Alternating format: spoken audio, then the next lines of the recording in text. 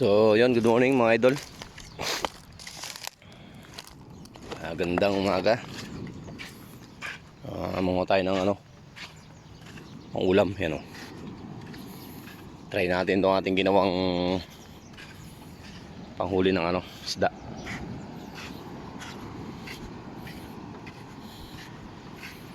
Ay mga idol o.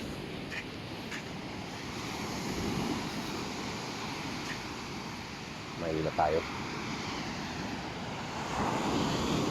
Dalang dagat, malaking alon.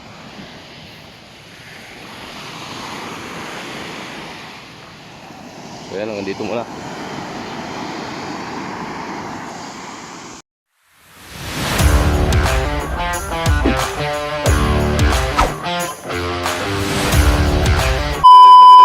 Yun, yung ating pakawangka.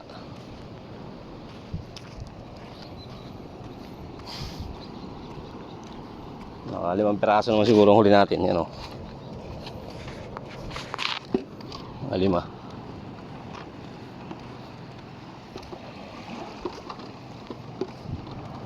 Dapat pala medyo maaga. Dahil pag maaga eh.